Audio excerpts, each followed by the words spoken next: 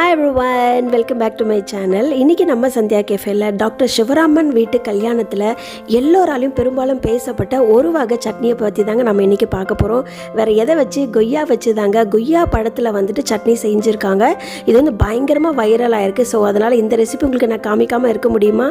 So இந்த recipe செய்யறதுக்கு நமக்கு ஒரு கொய்யா வேணுங்க. கொய்யா வந்து காயாக இருக்கணும், பழமாக இருக்கக்கூடாது. ஸோ காயாக இருந்தால் தான் அதோட சத்துக்களும் சரி, அதோட டேஸ்ட்டும் சரி நமக்கு நல்லா முழுமையாக கிடைக்கும். ஸோ வந்து கடாயை முதல்ல வச்சுக்கோங்க. அதில் வந்து நமக்கு இந்த சட்னி செய்யறதுக்கு ஒரு 3 டேபிள் ஸ்பூன் போல் நல்லெண்ணெய் விட்டுக்கோங்க. எண்ணெய் நல்லா சூடானதுக்கப்புறமா 1 டேபிள் ஸ்பூன் போல் கடலைப்பருப்பு, 1 டேபிள் ஸ்பூன் போல் உளுத்தம்பருப்பு சேர்த்துக்கோங்க. எங்கள் வீட்டில் நகுலன் வந்து காரம் கம்மியாக தான் சாப்பிடுவார். அதனால் 2 காஞ்ச மிளகா தான் சேர்த்துருக்கேன். நீங்கள் உங்கள் வீட்டில் எப்படி நீங்கள் எடுத்துப்பீங்களோ அதுக்கேற்ற மாதிரி நீங்கள் கூட குறை நீங்கள் சேர்த்துக்கலாங்க. அதுக்கப்புறம் அதில் ஒரு 6லேருந்து 7 பல்லு பூண்டை நீங்கள் அதை சேர்த்து ஒரு தடவை நல்லா வந்து கிளறி விட்டுடுங்க. இப்போ இதில் ஒரு 12லேருந்து 14 சின்ன வெங்காயத்தை தோல் சீவி சேர்த்துக்கோங்க. இப்போ இதில் ஒரு கைப்பிடி அளவு கொத்தமல்லியும் கொஞ்சமாக கருவேப்பிலையும் சேர்த்து ஒரு நல்லா வதக்கி விட்டுடுங்க.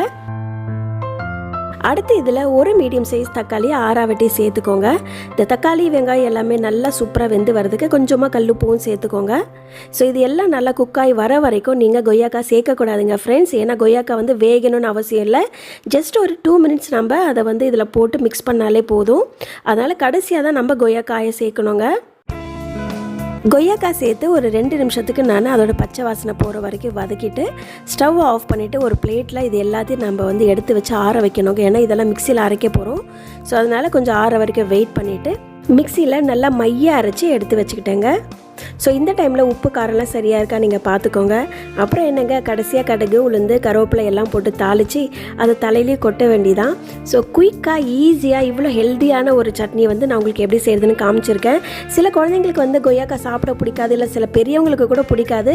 பட் நீங்கள் இந்த மாதிரி சட்னி ஃபார்மில் நீங்கள் பண்ணி கொடுத்தீங்க அப்படின்னா இதில் கொய்யாக்காய் இருக்கிறதே தெரியாமல் இன்னும் வேணும்னு சொல்லி உங்கள் வீட்டில் இருக்கிறவங்க கேட்டு வாங்கி சாப்பிடுவாங்க. ஏன்னா என் பையனுக்கு ரொம்பவே பிடிச்சி போச்சு இந்த சட்னி. ஸோ வீட்டில் மறக்காமல் ட்ரை பண்ணி பாருங்கள். எப்படி வந்தது அப்படிங்கிறது எனக்கு கீழே கமெண்ட்லேயே சொல்ல மறக்காதீங்க ஃப்ரெண்ட்ஸ். அடுத்த ஒரு இன்ட்ரெஸ்டிங்கான ரெசிபியோட நான் உங்களை வந்து மீட் பண்ணுறேன். Until then, take care. God bless you all.